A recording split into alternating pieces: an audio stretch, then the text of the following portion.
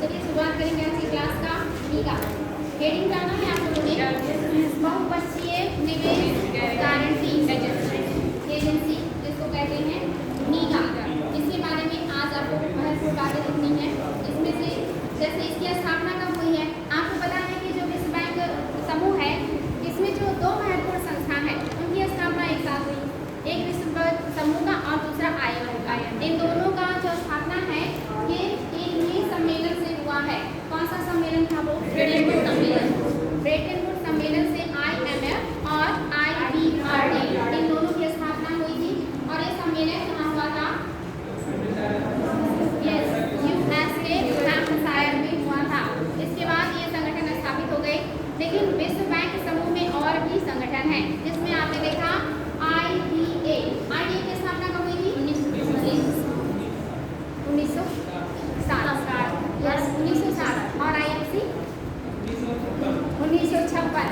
IFC की स्थापना 1956, नीगा की स्थापना 1988। आप देख रहे हैं सब में अंतर है स्थापना से लेकर के बाकी। जैसे आप देखेंगे सबसे पहले आपका IBRD की स्थापना हुई। बाकी सारे संस्थाओं की स्थापना धीरे धीरे 1 by 1 करके बारी बारी से हो रहा है और सबका टाइम पीरियड भी क्या है? अलग है। रीजन क्या है? जैसे जैसे जिस तरह की संस्था की आवश्यकता पड़ी उसी तरह से उन संस्थाओं की स्थापना भी कर दी गई। जैसे जरूरत था IDA क्या करता है? IDA का क्या काम है?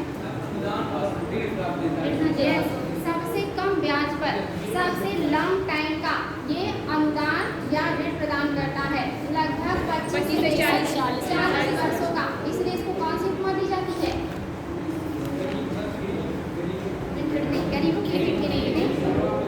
उदार सॉफ्ट लोन विंडो, ये इसको उपमा दिया जाता है। IFC का क्या काम है? किस लिए बनाया गया है?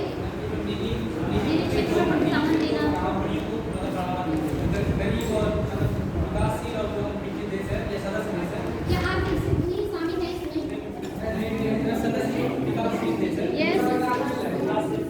सदस्य विकासशील देशों में निजी कंपनियों के इन्वेस्टमेंट को बढ़ावा देने के लिए IFC की स्थापना किया गया है। और कौन से? सदस्य देशों के विकासशील कंट्रियों में। और ये क्या करता है? किस तरह से बढ़ावा देता है?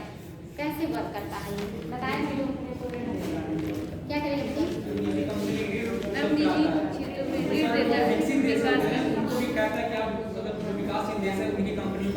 प्रमोट करता है, प्रोत्साहित करता है। यानी कि पहला से जो विकासशील देश हैं उनको मदद करने के लिए अंतरराष्ट्रीय मुद्रा बाजार में बॉन्ड जारी करता है और वहां से इनको पैसे उपलब्ध कराता है। दूसरा, ये जो भी विकासशील देश है उनके स्थानीय पैसे में भी जो है क्या करता है? बॉन्ड जारी करता है। भारत में जो बॉन्ड जारी करता है मसाला बॉन्ड और जापान समुराई बॉन्ड जारी करता है ताकि उससे उनको मदद किया जा सके। इसके अलावा तीसरा, जो पूंजी आधिक्य वाली कंट्रियां हैं, सदस्य देशों में जो कंट्री डेवलप कंट्री हैं जिनके पास पैसा है उनको ये मोटिवेट करता है, प्रोत्साहित करता है कि जो कम विकसित देश हैं या कम विकासशील देश हैं या पूंजी कम वाली कंट्रीज हैं वहाँ पे आप क्या कीजिए? निवेश कीजिए, निजीकरण में मदद कीजिए, विकास में मदद कीजिए। इस तरह का जो काम करता है वो कौन करता है? IFC करता है। यहाँ तक क्लियर है। और जो आपका IBRD है, आप सभी को पता है कि स्थापना द्वितीय विश्व युद्ध के दरमियान लगभग जब समाप्ति पे था तब इसकी स्थापना हुई है। आपको पता द्वितीय विश्व युद्ध 45 में खत्म हुआ था, तो उस समय आगे पे इसकी स्थापना हो गई थी और वर्क करना इसने 46 में शुरू किया था। तो ये जब बना था तो इसका जो मेन काम था कि जो द्वितीय विश्व युद्ध में जो देश शामिल थे और उनकी अर्थव्यवस्था की स्थिति खराब हो गई थी इनको मदद करना। खास करके इसमें सबसे ज्यादा जो पैसे इन्वेस्ट किया है वो अमेरिका ने किया है और अमेरिका चाहता था यूरोपीय कंट्रीज का अटेंशन अपनी तरफ प्राप्त करना। वो चाहता था यूरोपीय कंट्रीज उसकी तरफ उसका झुकाव बढ़े और उसका दबदबा इन कंट्रियों पर रहे, खास करके पश्चिमी यूरोपीय कंट्री जिसमें ब्रिटेन, फ्रांस, स्पेन, जर्मनी ये सारे आते हैं पश्चिमी यूरोपीय में। इन सभी के ऊपर ये अपना प्रभुत्व स्थापित करना चाहता था, इसीलिए इसने IBRD की स्थापना कराई। और आपको पता है इसकी मुख्यालय भी अमेरिका में है। और उसके बाद ये जो संस्था थी IBRD ये मात्र उन्हीं देशों को पैसे देती थी जिसको ज़्यादा पसंद करता था, खास करके पश्चिमी यूरोपीय कंट्रीज। लेकिन अमेरिका ने देखा कि इतना मदद करने के बाद भी पश्चिमी यूरोपीय कंट्रीज का जो रुझान है वो अमेरिका की तरफ बहुत पॉजिटिव नहीं है। या एक होता है ना, किसी ने आपको मदद की तो उसके प्रति एहसानमंद रहना। जब अमेरिका को ये रवैया नहीं दिखा तो उसने कहा कि जितने लोग इसके सदस्य देश बने उन सबको बनाइए और सभी को मदद कीजिए। उसके बाद IBRD ने अन्य जो नव उसके निर्मित देश थे या जो नव उसमें शामिल सदस्य देश थे उन सबको भी मदद करना शुरू कर दिया, जिसमें विकासशील कंट्रीज भी हैं। आपको भी पता है कि IBRD और IDA को भी संयुक्त रूप से क्या कहा जाता है? विश्व बैंक, वर्ल्ड बैंक कहा जाता है संयुक्त रूप से दोनों को। और ये दोनों साथ में मिल करके वर्क करते हैं विकासशील और गरीब देशों में मानव संसाधन को डेवलप करने के लिए, प्राकृतिक संसाधनों के संरक्षण के लिए, कृषि और ग्रामीण विकास के लिए। इस तरह के जितने भी आधारभूत और संरचनाएं हैं उनको भी बेहतर करने का ये दोनों संस्थाएं मिल करके वर्क करती हैं। ये सारी चीज़ें मैं आप लोगों को समझा भी चुकी हूँ और मैंने इसे नोट भी कराया है। आज दोबारा मैंने इसको रिकॉल कर दिया है। ये सारे पॉइंट्स आप लोगों के दिमाग में हमेशा रहने चाहिए, तो एग्जाम जब तक क्रैक ना हो जाए, बिकॉज ये सारे पॉइंट बहुत इंपॉर्टेंट है। एग्जाम में बार बार आते हैं कि विश्व बैंक समूह की कौन सी संस्था को उदार ऋण खिड़की कहा जाता है? तो IDA या विश्व बैंक समूह में से कौन से दो हैं जिनको संयुक्त रूप से विश्व बैंक कहा जाता है? यस। और पूछे कि कौन सा इसमें से संगठन है जो निजीकरण को या निजी क्षेत्रों को बढ़ावा देता है, उसको वित्तीय देता है? इसके बाद जरूरत पड़ी जैसे जैसे और भी संगठन बनने लगे, जैसे 1988 में बना मीगा। अब मीगा क्या है? चलिए नोट कर लीजिएगा फटाफट। बहुपक्षीय निवेश गारंटी एजेंसी, बहुपक्षीय निवेश गारंटी एजेंसी,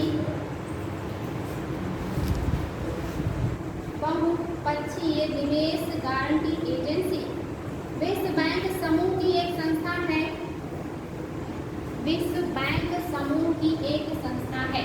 मीगा विश्व बैंक समूह की एक संस्था है जिसकी स्थापना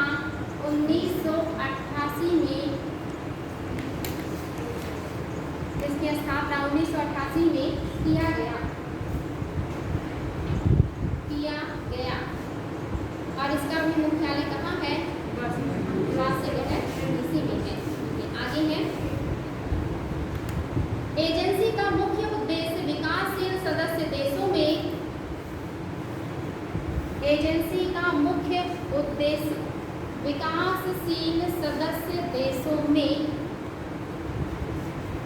विकासशील सदस्य देशों में प्रत्यक्ष विदेशी निवेश को बढ़ावा देना। हाईलाइट कीजिएगा, प्रत्यक्ष विदेशी निवेश को बढ़ावा देना, FDI को बढ़ावा देना। विकासशील देशों में FDI को या प्रत्यक्ष विदेशी निवेश को बढ़ावा देना, प्रत्यक्ष विदेशी निवेश को बढ़ावा देना, FDI को बढ़ावा देना, जिसके माध्यम से वहाँ आर्थिक समृद्धि में वृद्धि हो सके, जिसके माध्यम से वहाँ आर्थिक समृद्धि में वृद्धि हो सके, आर्थिक समृद्धि में वृद्धि हो सके, गरीबी में कमी लाई जा सके, गरीबी में कमी लाई जा सके तथा लोगों के जीवन स्तर में सुधार किया जा सके, गरीबी में कमी लाई जा सके तथा लोगों के जीवन स्तर में सुधार किया जा सके।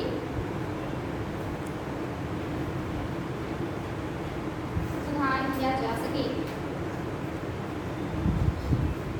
एजेंसी द्वारा विकासशील सदस्य देशों में होने वाले,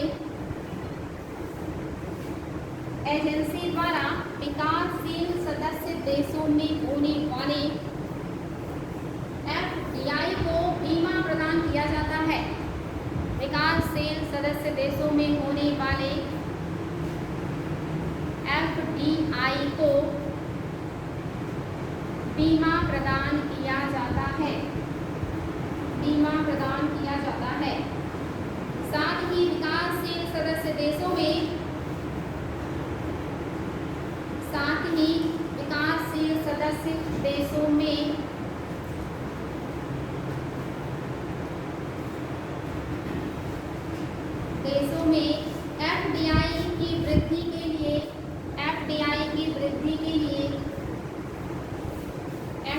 की वृद्धि के लिए वहाँ की सरकार को सलाह भी देता है, वहाँ की सरकार को सलाह भी देता है।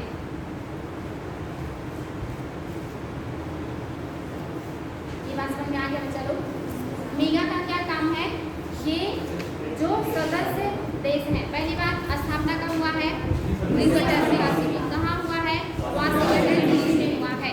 और ये सदस्य देशों में FDI यानी कि फॉरेन डायरेक्ट इन्वेस्टमेंट को बढ़ावा देने का काम करेगा, ताकि वहाँ पे आर्थिक विकास हो सके, समृद्धि आ सके, वहाँ की जो गरीबी है, जो समस्याएं हैं वो दूर हो सके। इसके अलावा FDI यानी कि फॉरेन डायरेक्ट इन्वेस्टमेंट करने के लिए जिन लोगों को प्रोत्साहन करेगा ये, अगर उनको समस्या होती है, नुकसान होता है तो उसकी जो है भरपाई भी करेगा। बीमा का मतलब क्या होता है? ये अगर आप पैसे दे रहे हैं और कोई समस्या, मतलब पैसे आपने लगाया, कोई समस्या आपको हुई तो जितने का आपने बीमा करवाया है उतना आपको हम देंगे। यानी कि अगर आपको निवेश करने पे नुकसान होता है तो उस नुकसान में वो क्या करेंगे? मदद करेंगे। तो ये क्या कर रहे हैं? बीमा भी दे रहे हैं। इसके अलावा FDI, वहाँ पे वृद्धि हो FDI का, FDI ज़्यादा से ज़्यादा आए, इसके लिए सदस्य देश की सरकारों को ये सलाह भी देता है कि आपको कैसे काम करना चाहिए, क्या छूट दिए जाने चाहिए, किस तरह के आपके यहाँ जो है माहौल होना चाहिए ताकि ज़्यादा से ज़्यादा लोग आपके देश में इन्वेस्ट करें। ये सारा काम कौन कर रहा है? मीगा कर रहा है। और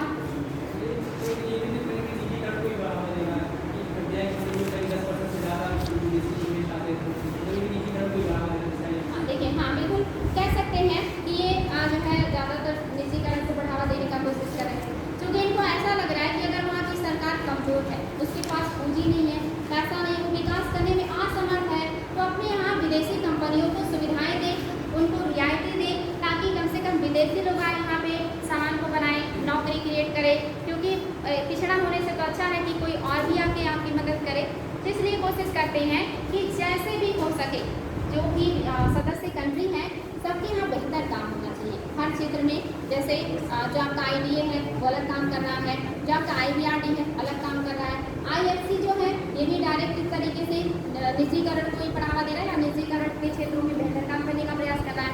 मीगा भी फॉरेन डायरेक्ट इन्वेस्टमेंट को बढ़ावा दे रहा है कि विदेशी जो लोग हैं, विदेशी जो कंट्रीज हैं, वो सदस्य देश में जाएं और वहाँ पे निवेश करें, ताकि वहाँ पे पैसा आए, समृद्धि आए और रोजगार क्रिएट हो। बात समझ में आ गया? क्या बेटी? देखिए, जो पैसा लगाएगा उसको क्या करें? बीमा दे रहे हैं। अगर आपको वहाँ पे पैसा इन्वेस्ट करने से नुकसान हो रहा है तो उसमें क्या करेंगे? हम मदद करेंगे। और अगर फायदा हो रहा है तो फायदा आपका, लेकिन नुकसान हुआ तो हम आपको पीछे से मदद करेंगे। क्या हो बेटी?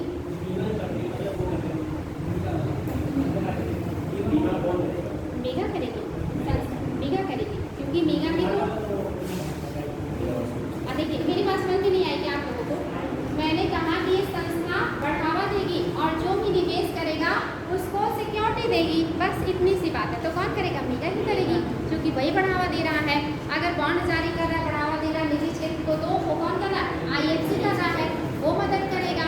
यानी कि सभी संस्थाओं का काम अलग अलग निर्धारित है और उनकी जो जिम्मेदारी है वो उनकी रहेगी। ठीक है, आगे बढ़ेंगे। और नेक्स्ट जो है आपका निवेश विवाद के समाधान के लिए अंतर्राष्ट्रीय कोष। निवेश विवाद के समाधान के लिए अंतर्राष्ट्रीय कोष, सॉरी अंतर्राष्ट्रीय केंद्र, अंतर्राष्ट्रीय केंद्र, international centre for settlement of, international centre for settlement of investment dispute. Hindi में है निवेश विवादों के समाधान के लिए अंतर्राष्ट्रीय केंद्र, और इंग्लिश में है international centre for settlement of investment dispute, ICSID, ICSID। यानी कि अगर आप जो भी निवेश कर रहे हैं, चाहे वो आप IFC की तरफ कर रहे हैं, चाहे आप मीगा की तरफ कर रहे हैं, अगर कोई डिस्प्यूट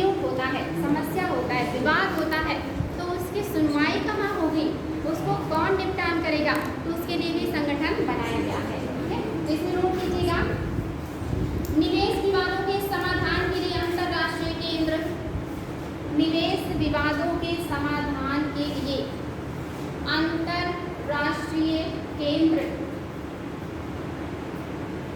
निवेश विवादों के समाधान के लिए अंतरराष्ट्रीय केंद्र,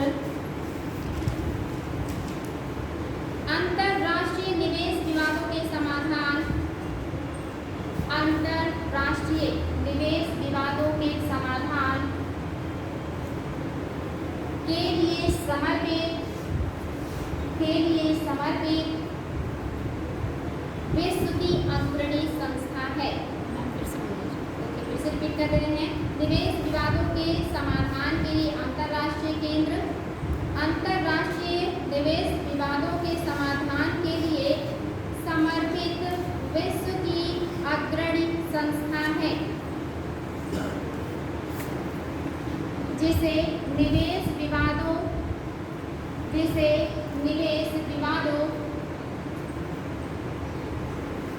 के संदर्भ में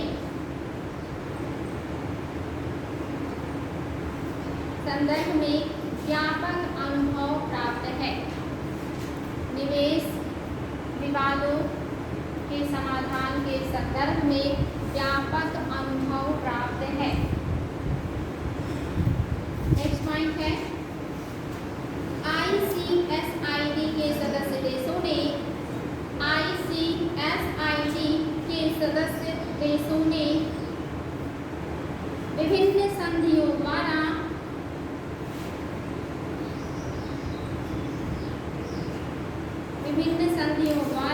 जैसे द्विपक्षीय निवेश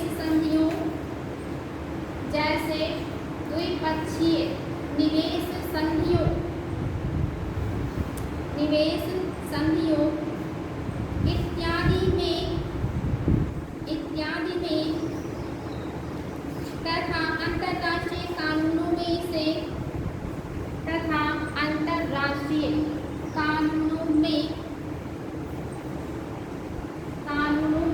इसे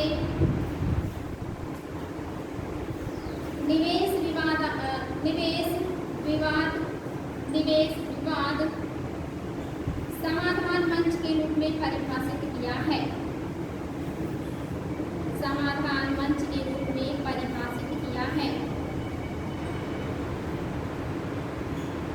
इसकी स्थापना 1966 में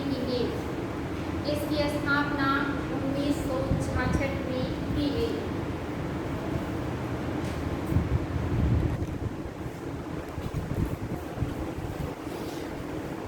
ICSID कन्वेंशन विश्व बैंक के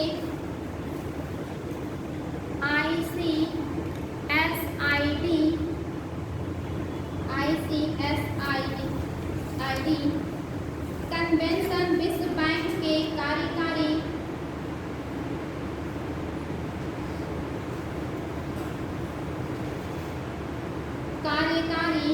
निदेशकों द्वारा अंतरराष्ट्रीय निवेश को बढ़ावा देने के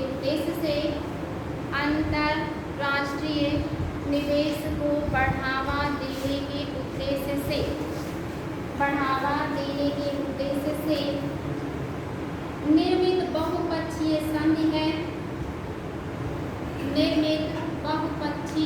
संधि है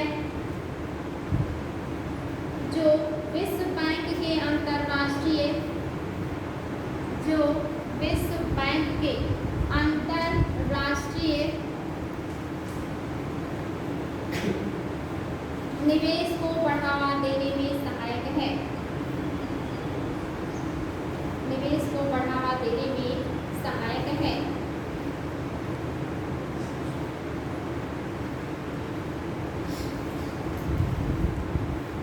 आगे ICSID की सुविधाएं निवेश संधियों तथा मुक्त व्यापार समझौतों के निवेश संधियों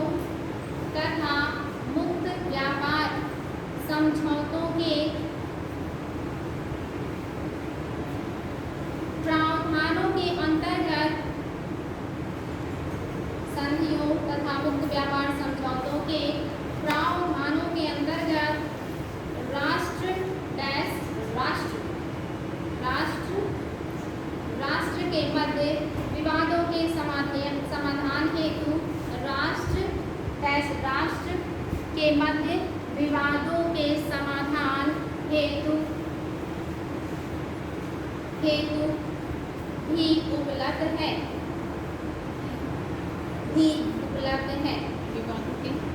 विवादों के समाधान हेतु भी उपलब्ध है। यह सुलह हाईलाइट कर लीजिएगा, सुलह मध्यस्थता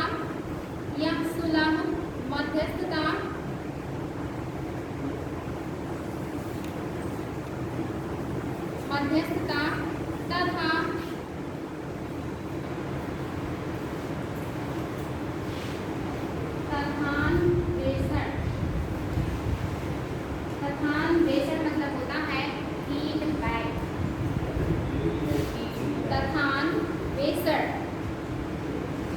के माध्यम से विवादों के मध्यस्थता तथान बेसर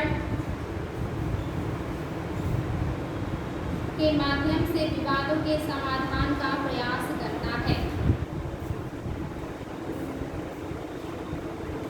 तथ्यान बेसर होता नहीं कि पहले तथ्यों को आप देखिए, उसका अन्वेषण कीजिए, फिर आप उसके बारे में अपनी बातों को कहिए कि क्या करना चाहिए। तो इसको कहते हैं फीडबैक। आप इसे इंग्लिश वर्ड सबको आसान लगता है, बहुत आसानी से कह दीजिए, आप इसे फीडबैक दे दीजिए, लेकिन हिंदी क्या होगा उसका? तथ्यान्वेषण। आपने तथ्यों को का अन्वेषण किया, उसके बाद आपने उस पर जो बातें कही वही क्या हो गया? फीडबैक इंग्लिश में उसको कहते हैं तथ्यान्वेषण। ये जो आपका है विवादों को कैसे खत्म करेगा? 3 तरीका है। पहला तो लोगों के बीच में सुलह कराएगा, इसके अलावा मध्यस्थता कराएगा कि दोनों लोगों के बीच में बात करके फिर एक बीच का रास्ता निकालेगा, और तीसरा फीडबैक भी देगा कि हाँ आपका काम सही है और आप में क्या त्रुटियाँ हैं। ये 3 तरीके से क्या करता है? विवाद को सुलझाने का काम करता है। अगर व्यापार संबंधी है ये भी, निवेश संबंधी है ये भी, और इसके अलावा अगर आपस में 2 राष्ट्रों में युद्ध या किसी तरह की समस्या है और वो चाहते हैं कि ये मध्यस्थता करे या मदद करे, तो वो उन 2 राष्ट्रों के विवादों में भी मदद करने के लिए जा सकता है, उसको ये राइट। इसका भी मुख्यालय अमेरिका में ही है, क्योंकि ये सारे विश्व बैंक समूह के हैं ना, तो इन सब का मुख्यालय वाशिंगटन डीसी में ही है। आप हेडिंग कीजिएगा बच्चों, भारत एवं विश्व बैंक समूह। भारत का विश्व बैंक के साथ क्या इतिहास रहा है, भारत को यहाँ से क्या फायदे मिले हैं और भारत का क्या इसके प्रति नजरिया है। भारत एवं विश्व बैंक समूह, तो आप सभी को पता हो कि इसमें से जो निवेश विवाद संगठन है, इसको छोड़ करके बाकी चारों का भारत क्या है? सदस्य है। किसका? IBRD का, IDA का, IFC का और MIGA का।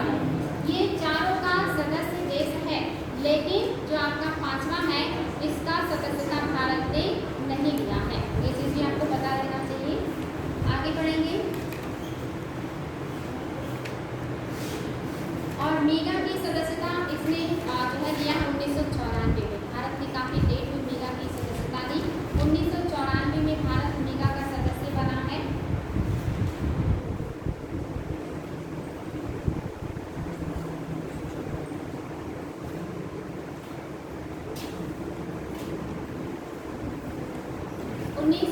में सिंधु जल समझौता को लेकर के भारत और पाकिस्तान का विवाद चल रहा था।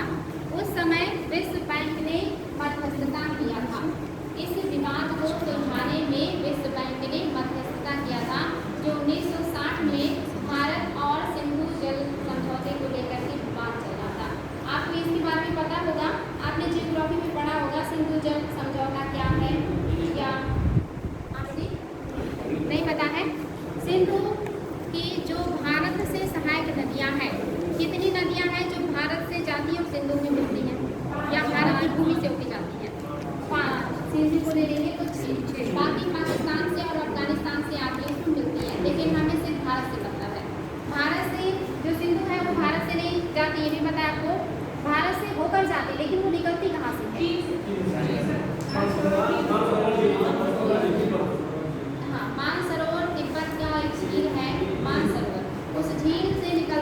सिंधु नदी जो ऊपर लद्दाख होते हुए फिर जम्मू कश्मीर होते हुए फिर क्या हो जाता है, पाकिस्तान में चला जाता है। तो इसमें एक और नदी मिलती है सतलज। इसका उद्गम क्या भारत में है? ये भी मानसरोवर से ही निकलती है। तो मानसरोवर से निकलने वाली 3 नदियाँ जो भारत से गुजरती हैं, सिंधु, सतलज और ब्रह्मपुत्र, ये 3 नदियाँ हैं जो भारत में इनका उद्गम नहीं है। इन तीनों का उद्गम मानसरोवर है। तो बात करें 6 जो आती है, सिंधु, सतलज, झेलम, चेनाब, रावी और ब्यास। सिंधु को लेकर 6 नदियाँ। इन 6 नदियों को जो है 3-3 नदियों में बांटा गया है कि ऊपर की जो 3 नदियाँ हैं, सिंधु, झेलम और चेनाब, इनका जो वाटर है उसका 80% पाकिस्तान में और 20% इंडिया यूज करेगा, 80% पाकिस्तान। नीचे रावी, ब्यास और सतलज 80% भारत यूज करेगा, इसका 80% भारत यूज करेगा और 20% पाकिस्तान। ये समझौता विश्व बैंक ने 1960 में करवाया था। अब क्लियर है? इसी को कहा गया है सिंधु जल समझौता। तो ये किसके, देखिए बेटे, सबका अलग अलग उद्गम स्थल है। मैंने बताया सतलज और सिंधु ये आपका मानसरोवर झील से निकला है। बाकी आपका जो चेनाब है ये जो है जम्मू कश्मीर की ही पहाड़ियों से निकला है। आपका जो रावी, ब्यास है ये कुमायूं की पहाड़ियों से आई हुई हैं। तो सबका उद्गम स्थान अलग अलग है, किसी का एक नहीं है। तो नहीं, पर्वत के बारे में आपको उल्लेख नहीं मिलेगा, कौन से जगह से निकल रही, बस इतना ही आपको मिलेगा। अब हाँ बेटे, प्रश्न आया ना, बीएड में ऐसे छोटे छोटे तथ्य ही पूछता है, उसके लिए आपको बहुत तथ्य में जाना पड़ेगा। आईएएस में ऐसे क्वेश्चन नहीं बनेंगे। आप मतलब जैसे आप क्या है कि आप हर लेवल का अगर पढ़ाई कर रहे हैं, पढ़ने का पढ़ रहे हैं तो आपको तथ्य ढूंढ ढूंढ के पढ़ने पड़ेंगे। लेकिन अगर आप आईएएस का पढ़ रहे हैं तो आपको कॉन्सेप्ट तैयार करना पड़ेगा। अब ऐसे एग्जाम में छोटी छोटी आएंगे, चेनाब, हाँ तो मानसरोवर से सतलज और निकलता है आपका सिंधु। कौन सी नदी के बारे में पूछ रहा था? नदी का नाम बताइए, एग्जैक्ट नाम बताइए। नहीं, जिस नदी के बारे में पूछा था उसका नाम बताएं, तब तो मैं आपको बताऊं कि कौन से राज्य से कौन सी जगह से निकलता है। क्योंकि आपका सतलज और आपका सिंधु और जो ब्रह्मपुत्र, ये तीनों तो मानसरोवर से निकलते हैं। अब सतलज मानसरोवर के राक्षस ताल से निकलता है, इसका अलग है। तो उस सरोवर का भी बहुत बड़ा है, वो उसके अलग अलग भाग से निकलते हैं। उस सरोवर के उत्तर पश्चिम से निकलता है सिंधु, उस सरोवर के दक्षिण पश्चिम से निकलता है सतलज और उसके पूर्व से निकलता है ब्रह्मपुत्र। उसके अलग अलग पार्ट का अलग अलग नाम है। तो छोटे एग्जाम से उस पार्ट का भी नाम पूछ लेता है कि फिर मानसरोवर में कहाँ से निकलता है, ये छोटे ब्रह्मपुत्र तभी मानसरोवर ही होगा बेटे। और ये अगर ग्लेशियर पूछेगा, चेमा युंग डुंग ग्लेशियर कहेगा, तब ग्लेशियर पूछेगा तो चेमा युंग डुंग ग्लेशियर है। और अगर झील पूछेगा तो मानसरोवर, ठीक है। तो अलग अलग पार्ट से निकला है ना, तो उस पार्ट का भी नाम है, लेकिन ये टोटल किसका पार्ट है, मानसरोवर झील का, ठीक है। तो इसीलिए तो अंतर होता है, वनडे में सिर्फ करके ढूंढने होते हैं और आईएएस में कॉन्सेप्ट। और जो बच्चा मतलब दोनों की तैयारी करेगा उसको समस्या होगी, क्योंकि अगर वो कॉन्सेप्ट पढ़ रहा है तो उसको तथ्य नहीं समझ में आएंगे, और अगर वो तथ्य रख रहा है तो उसको कॉन्सेप्ट समझ में नहीं आएगा। तो इसलिए एक चीज़ पे फोकस करने से ना रास्ते आसान हो जाते हैं, नहीं तो क्या होता है, समस्या आती है। क्योंकि दोनों के बिल्कुल रास्ते डिफरेंट है, एक छोटी छोटी चीज़ें लेके चल रहा है और एक महासागर जैसे है जिसका आपको मोटा मोटा लगभग सब कुछ पता होना चाहिए, ठीक है। चलिए, हम लोग बात कर रहे थे भारत का विश्व बैंक के साथ सफर, जिसमें हमने बात किया इन 5 समूहों में से विवाद निपटान जो संगठन है उसको छोड़ के बाकी सबका सदस्य भारत है। और आपका मिगा का सदस्य इन चारों में सबसे लास्ट भारत बना है। इसके अलावा 1960 का जो सिंधु जल विवाद था उसमें भारत को या भारत और पाकिस्तान के बीच मध्यस्थता वर्ल्ड बैंक ने किया था। आगे जो पॉइंट है ये है आपके लिए कि विश्व बैंक द्वारा भारत को खास करके इन सब जितने भी सदस्य देश हैं उन सब में सबसे ज़्यादा जो ऋण प्राप्त हुआ है वो भारत को मिला है। विश्व बैंक से सबसे ज़्यादा ऋण प्राप्त करने वाला कंट्री कौन सा है, इंडिया है। भारत को सबसे ज़्यादा ऋण मिला है, ये चीज़ याद रखिएगा। और ये पॉइंट नोट कीजिएगा, वर्तमान में विश्व बैंक में भारत 7वां बड़ा, वर्तमान में विश्व बैंक में, यानी कि पैसे लगाने के मैटर में, वर्तमान में विश्व बैंक में भारत 7वां बड़ा शेयर धारक, विश्व बैंक में भारत 7वां बड़ा शेयर भारत शेयर धारक तथा वोटिंग अधिकार वाला देश है, तथा वोटिंग अधिकार वाला देश है। ये चीज याद रखिएगा, बहुत इंपॉर्टेंट है। और IMF में कौन से नंबर में था? 8वें में था, 5वें का 8वें नंबर 8वें नंबर पे 8वें नंबर 8वें नंबर। कंफ्यूज ना रहे बच्चा लोग, क्योंकि आपको पता है जब ये स्थापना हुई थी तब जिसने जो निवेश किया था, जिसने जितना उसमें लगाया था, उसी हिसाब से स्थान क्या कर दिया गया है, निर्धारित कर दिया गया है। और इसी बात का तो विरोध हो रहा है कि अब उसमें बदलाव किया जाना चाहिए। ठीक है, तो आगे भारत का शेयर तथा वोटिंग अधिकार, भारत का शेयर तथा वोटिंग अधिकार क्रमशः शेयर तथा वोटिंग अधिकार क्रमशः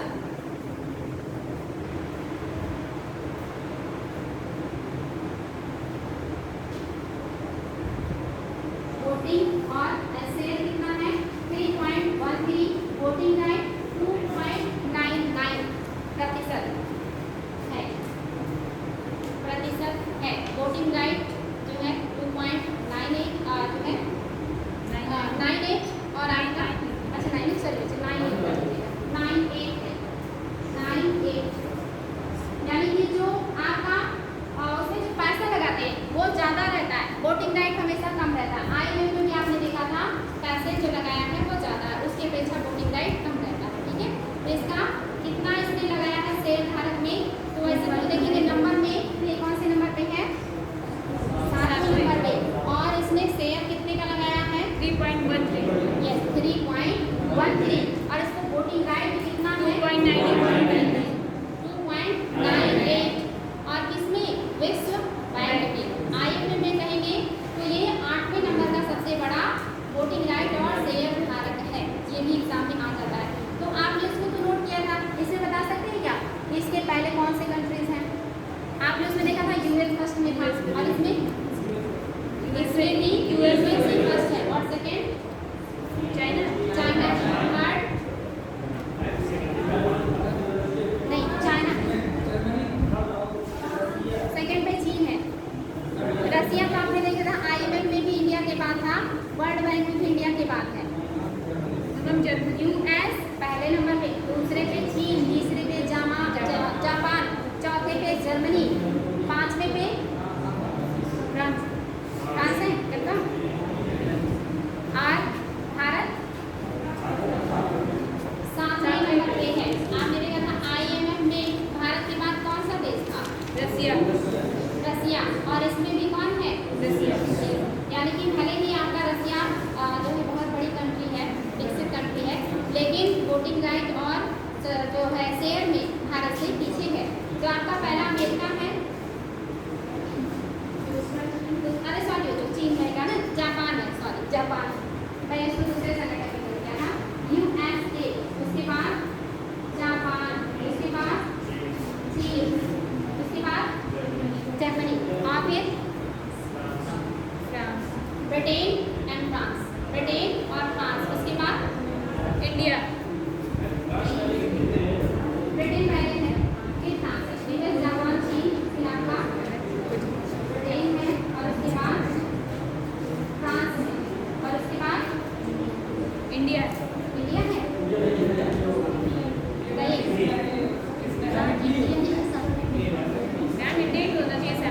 देखिए अमेरिका है, जापान है, चीन है, जर्मनी है, ब्रिटेन है, फ्रांस है, कितने देश हो गए 6 हो गए, 7वें में इंडिया होना चाहिए,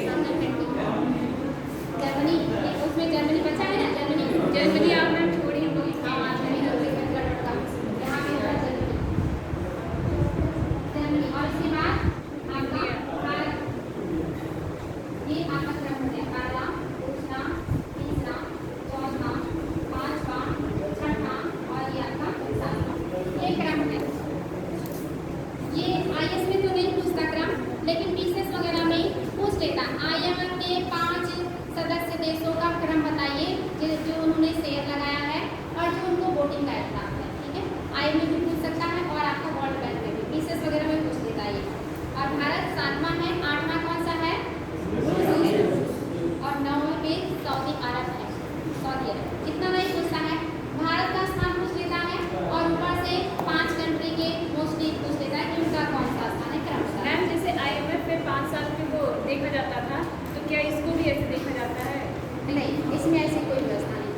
इसमें जो एक बार फिक्स हो गया है वो फिक्स ही रहेगा। IMF ने डाटा रिलीज करना है, मतलब कि जीडीपी के अनुसार, मतलब इस बार जीडीपी के हिसाब से मतलब भारत 5वें नंबर पर होगा। हाँ, वो विश्व की 5वीं अर्थव्यवस्था है भारत। विश्व की अर्थव्यवस्था में देखेंगे तो भारत 5वीं है। भारत का जीडीपी वर्तमान में कितना है? वनडे एग्जाम की क्वेश्चन है, आईएएस में नहीं आते, वनडे एग्जाम का क्वेश्चन है। तो क्या किसी को पता है कि वर्तमान में जीडीपी कितना है भारत का? कितना है? 8 बच्चा 5 ट्रिलियन डॉलर को ले जाने का हमने टारगेट रखा है 25 तक। नहीं,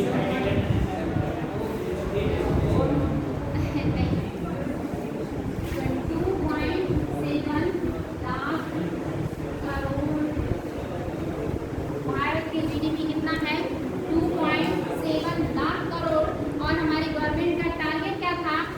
5 लाख करोड़ का टारगेट था 2025 24-25 के। और मतलब जो टाइम चलता है ना, एक टाइम पीरियड होता है 1 साल का, उस जो है वित्तीय वर्ष में 5 ट्रिलियन डॉलर की अर्थव्यवस्था बनाने का लक्ष्य था। क्या ये पूरा हो पाएगा? क्योंकि बीच में कोरोना आया ना, कोरोना की वजह से अर्थव्यवस्था बहुत पीछे हो गया, बहुत डाउन हो गया। जीडीपी ग्रोथ जो रेट है बहुत कम हो गया। इसी वजह से अब ये संभव नहीं है। आप लोगों ने ये भी देखा था कि भारत सरकार ने अपने जो एजेंडे रखे हैं 2030 के लिए, उसमें उन्होंने कहा था कि 10 ट्रिलियन डॉलर ले जाएंगे। और उसके लिए उन्होंने कोई क्षेत्र छोड़ा ही नहीं जिसमें वो परिवर्तन ना करने वाले। लेकिन संभव नहीं लग रहा है। मुझे लगता है 2030 तक भी 5 ट्रिलियन डॉलर की अर्थव्यवस्था होना मुश्किल ही है। जिस तरह से हमारा जीडीपी ग्रोथ हो रहा है, आपको पता है पिछले 2-3 वर्षों के पहले बैंक पूरी तरह से दिवालिया हो गए और उनको मजबूरी में मर्ज करने पड़े। उनकी स्थिति इतनी खराब थी कि वो बिल्कुल टूटने के दिवालिया की कगार पे थे। किसी तरह वो डूबे नहीं, खत्म ना हो, समाप्त ना हो जाए, इसलिए मर्ज कर दिया गया बहुत सारे बैंकों को। तो जहाँ से वित्त का संचालन होता है, जहाँ से लोगों को पैसे मिलते हैं, जहाँ से मार्केट में निवेश होता, उत्पादन होता है, जब वो उसी की स्थिति नहीं अच्छी है तो फिर कैसे होगा? दूसरा, निर्यात आपको पता है कि आज हमारे यहाँ आयात बहुत ज़्यादा होता है। चाइना जिसके साथ आप देखते हैं मोस्टली हम क्या रहते हैं, घाटे में रहते हैं। यूएस के साथ हम फायदे में रहते हैं। बाकी मोस्टली या यूएई जो है ये भी भारत से बहुत ज़्यादा सामान को मंगाता है। लेकिन अभी भी क्या है, हमारी स्थिति बहुत अच्छी नहीं है। तो पैसे का जो सोर्स है, जो निर्यात करके हो सकता है, जो बैंकों के द्वारा लोगों को लोन प्रदान करके हो सकता है, उन सब की स्थिति क्या है, खराब है। तो ये 5 ट्रिलियन डॉलर की अर्थव्यवस्था बनाने का जो सपना है, ये इतना आसान नहीं है पता करना। याद रखिए ये स्थिति है। अब रीडिंग कीजिएगा बच्चों, बहुत इंपॉर्टेंट है। विश्व बैंक समूह के रिपोर्ट, विश्व बैंक समूह के रिपोर्ट, विश्व बैंक समूह के रिपोर्ट।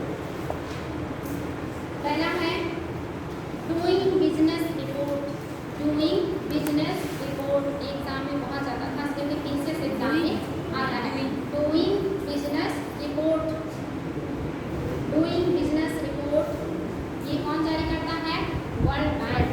दूसरा विश्व विकास रिपोर्ट, विश्व विकास रिपोर्ट, वर्ल्ड डेवलपमेंट रिपोर्ट। तीसरा है वैश्विक आर्थिक संभावना रिपोर्ट, वैश्विक आर्थिक संभावना रिपोर्ट। नेक्स्ट है वैश्विक वित्तीय विकास रिपोर्ट, वैश्विक वित्तीय विकास रिपोर्ट, वैश्विक वित्तीय विकास रिपोर्ट।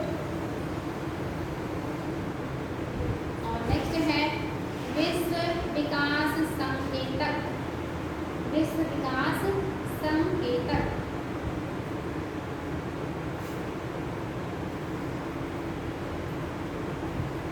नेक्स्ट रीडिंग कीजिएगा विश्व व्यापार संगठन, विश्व व्यापार संगठन, वर्ल्ड ट्रेड ऑर्गेनाइजेशन, विश्व व्यापार संगठन।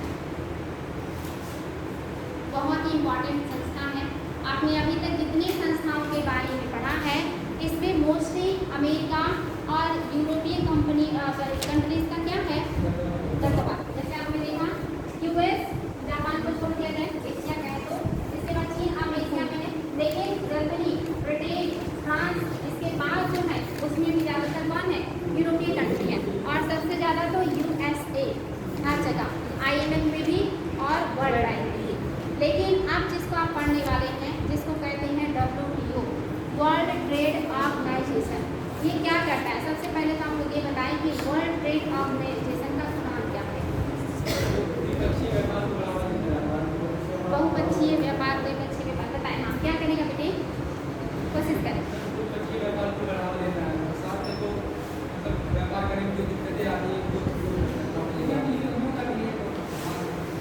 यूएनओ का भाग है ये, कंफर्म है? यूएनओ का भाग नहीं है ये, तभी तो स्वतंत्र रूप से काम कर पा रहा है। बाकी जितनी संस्थाओं को आपने पढ़ा वो सब आपके यूएनओ के एक पार्ट हैं, उनके एक अधिकरण के रूप में है। इसीलिए तो यूएनओ में कौन है? वही 5 कंट्रीज, और उन्हीं का दबदबा इन 5 संगठनों में भी है, आईएमएफ, वर्ल्ड बैंक और जितने भी हैं। लेकिन WTO यूएनओ का भाग नहीं है, एक स्वतंत्र संगठन है ये, एक स्वायत्त संगठन है ये, जिस पर किसी का दबदबा नहीं है। इसीलिए तो ये निष्पक्ष होकर के काम कर पाता है, और इसीलिए यहाँ पर भारत अपने विवादों को लेके जाता है, क्योंकि भारत को पता है कि WTO में जो भी कंट्रीज है वहाँ पे किसी का दबदबा नहीं है, और विकासशील और आपकी अविकसित कंट्रियों की संख्या हर संगठन में ज़्यादा है। लेकिन चूंकि बाकी जगह पे direct veto, indirect veto countries को मिला हुआ विकास, उन्होंने बहुत ज़्यादा उसमें फंडिंग कर रखा है, लेकिन यहाँ पे इस तरह की समस्या नहीं है। इसीलिए सबसे निष्पक्ष जो संस्था है या संगठन है अंतर्राष्ट्रीय स्तर पर, वो आपका कौन है? WTO। और WTO अंतर्राष्ट्रीय स्तर पर व्यापार को क्या करता है? बढ़ावा देता है। उसमें किसी तरह की समस्या होती है तो उसको दूर करता है, कोई विवाद होता है तो उसको सुलझाने का प्रयास करता है, सम्मेलन बुलाता है, जो सारे कंट्रीज के लोगों से बात करता है, यानी कि वहाँ के जो महत्वपूर्ण लोग हैं, जो वित्त से जुड़े हैं, व्यापार से जुड़े हैं, ऐसे लोगों को बुलाया जाता है, मीटिंग होती है और उसमें सुलझाने का प्रयास किया जाता है। जैसे चीन और यूएस के बीच ट्रेड वार शुरू हो गया था, चाइना के वस्तुओं पे अमेरिका जो है ज़्यादा पैसे लगा रहा था, टैक्स लगा रहा था कि ज़्यादा महंगा हो जाए उनके यहाँ। फिर बदले में या पलटवार में चाइना ने भी वही किया, अमेरिकन वस्तुओं को अपने यहाँ उसने ज़्यादा उस पर टैक्सेस लगा दिए और उसको बढ़ाने का काम कोशिश किया। आप कौन से टैक्सेस जो कंट्रीज होते हैं वो अपने यहाँ आयातित माल पर लगा सकते हैं? बड़ा सुधी बताएं।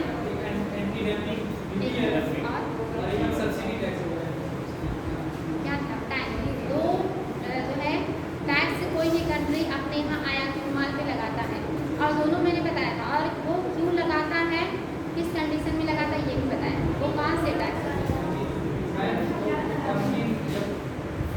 एंटी डंपिंग ड्यूटी, ठीक है। और दूसरा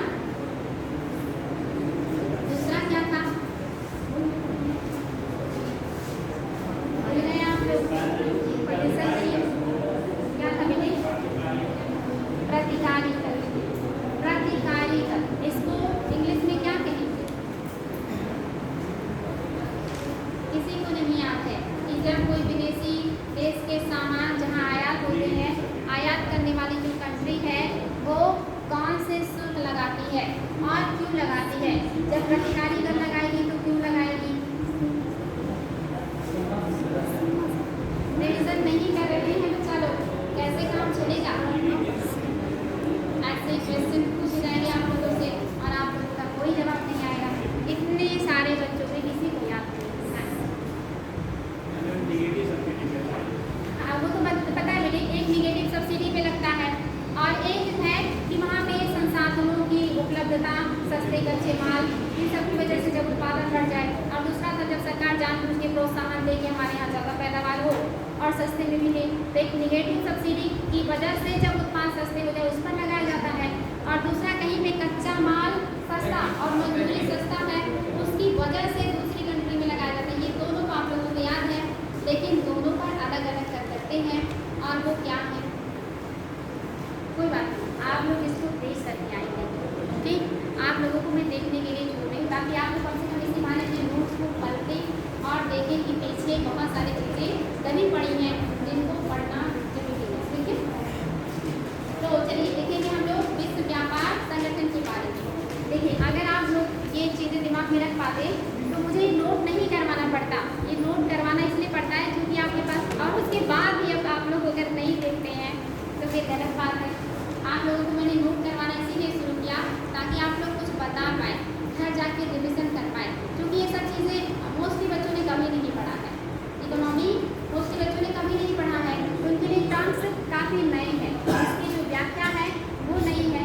इसीलिए अब आप लोगों की सुविधा को ध्यान में रखते हुए नोट कराने का प्रयास करें ताकि आप लोग उसको जाके रिविजन करके आए और उत्तर दें। चलिए फटाफट नोट कीजिएगा। विश्व व्यापार संगठन की स्थापना जिनेवा स्विट्जरलैंड में। विश्व व्यापार संगठन की स्थापना जिनेवा ब्रैकेट में स्विट्जरलैंड ब्रैकेट बंद में 1 जनवरी 1995 को हुई।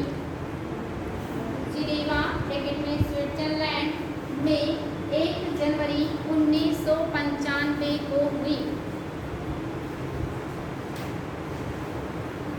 संगठन के माध्यम से अंतर्राष्ट्रीय व्यापार को संगठन के माध्यम से अंतर्राष्ट्रीय व्यापार को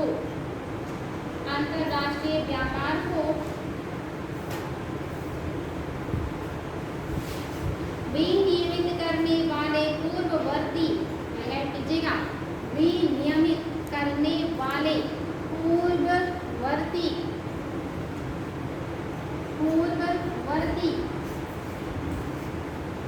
प्रशुल्क एवं व्यापार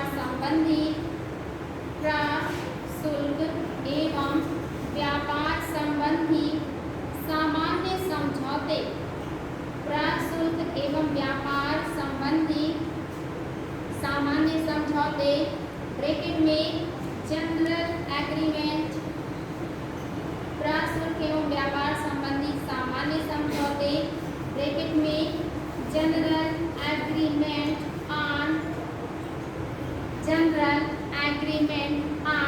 trade and tariff, general agreement on trade and tariff. इसको शॉर्ट फॉर्म में क्या कहते हैं? गैट, GATT, गैट, यानी कि general agreement on trade and tariff, इसको गैट कहा जाता है। यानी कि पहले विश्व बैंक जो काम कर रहा है ना, ये काम गैट करता था, फिर गैट के स्थान में कौन आया है? वर्ल्ड ट्रेड ऑर्गेनाइजेशन आया है। ये सब पहले क्वेश्चन बनता था कि WTO किसके स्थान पे आया, किसको स्थापित किया? ये गैट स्थापित किया इसने। ठीक है, आगे बढ़ेंगे। वर्ष 1947 में 23 देशों द्वारा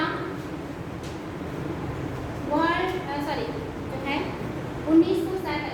1947 में 23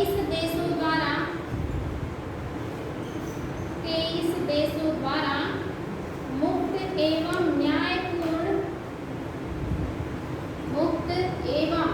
न्यायपूर्ण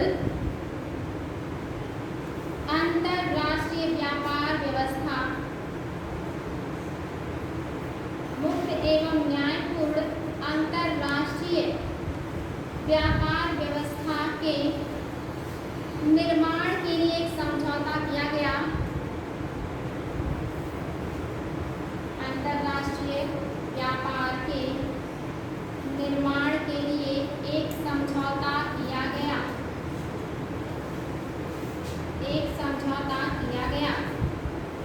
जिसके माध्यम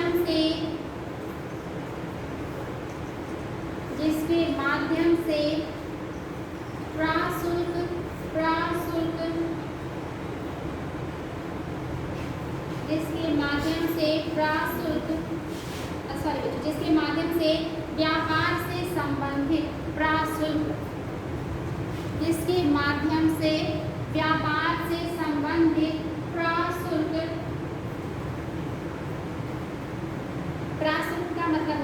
टैरिफ ब्रैकेट बंद एवं गैर प्राशुल्क बाधाओं को कम किया जा सके,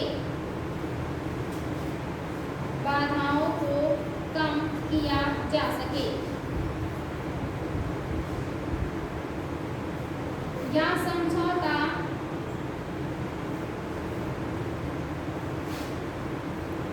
यह समझौता 1 जनवरी 1948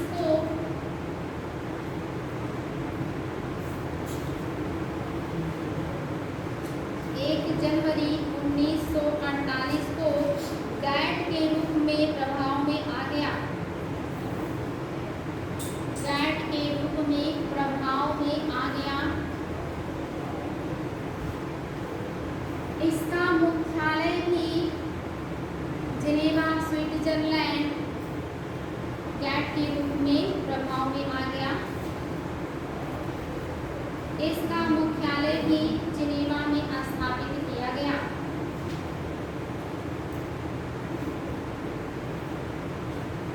इसका मुख्यालय भी जिनेवा में स्थापित किया गया। टैरिफ मतलब जानते हैं प्राशुल्क और गैर प्राशुल्क। सभी लोग यूज करते हैं ना मोबाइल, आपको उस पर टैरिफ भी डलवाना पड़ता है। जितने दिन का टैरिफ होगा उतने दिन आपकी मोबाइल चलेगी, अन्यथा बंद हो जाएगी। यानी कि टैरिफ और प्लस उसमें बैलेंस दोनों बातें हैं, दोनों में से एक भी खत्म हुआ तो काम नहीं चलेगा। ऐसी अंतर्राष्ट्रीय स्तर पर